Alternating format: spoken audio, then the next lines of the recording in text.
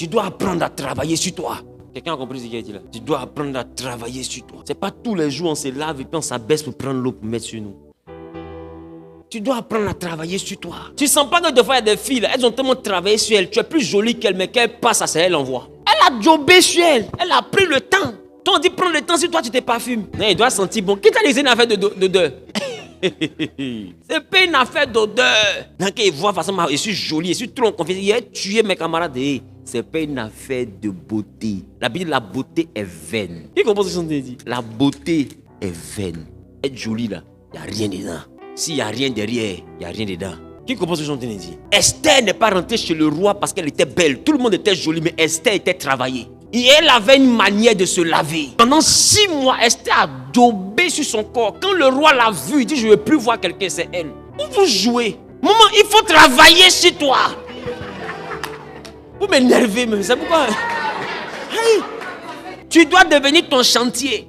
Tu te construis. Quand tu arrives quelque part, il faut que les gens sentent que c'est quelqu'un qui est là. Tu dois faire peur.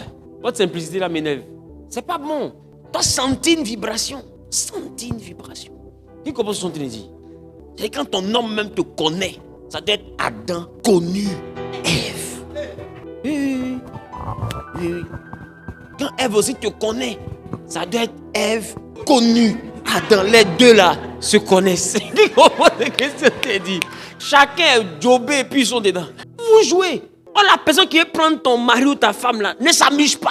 Et puis entendre, tu pleures devant Dieu. Je pleure devant ta face, Père. Père, ramène mon mari. Et puis elle termine avec ça. Au nom de Jésus. Oui. Tu ne sais pas qu'elle a géré ta photo.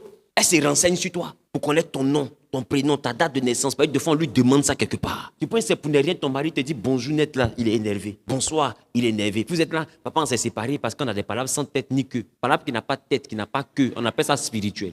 Et toutes mes relations, ça s'égate. Ça s'égate parce que tu es faible. La Bible, le royaume est forcé, c'est les violents qui s'en emparent. Aujourd'hui là, on ne gagne plus mari, on arrache mari. Ah, mets ça dans ta tête. Oui. Je pèse mon mot. Quand une femme dit qu'elle ne gagne pas mari, ce n'est pas dire qu'elle ne gagne pas garçon. Parce qu'on ne marie pas un homme, on marie un nom. On s'est compris. Sinon, si elle veut se marier demain matin, là, elle peut. C'est lui qui est dans le mari, là. C'est lui, elle ne veut pas. Et son nom, là, doit pas être sur elle. Qui compose ce que je suis en train de dire? Ce n'est pas garçon, elle ne trouve pas. Mais garçon que tu dis que tu as vu, c'est garçon, là. La Bible dit 7 femmes vont vouloir avoir le seul homme. Maintenant, entre vous, là, qui arrache? La Bible dit, Esaïe dit, le temps viendra où 7 saisiront un seul homme. Tu peux ce homme là, c'est toi. Non, hein, c'est un homme qui est quelqu'un. C'est pas tout le monde, c'est pas pour lui. Donc, ce qui a de la valeur que tu as vu là, sache que tu es la 7e. La Bible a prophétisé, quand quelqu'un a de la valeur là, vous êtes 7. Donc, même si tu te vois toi seul, sache que tu n'es pas seul. Qui comprend ce que j'en dis?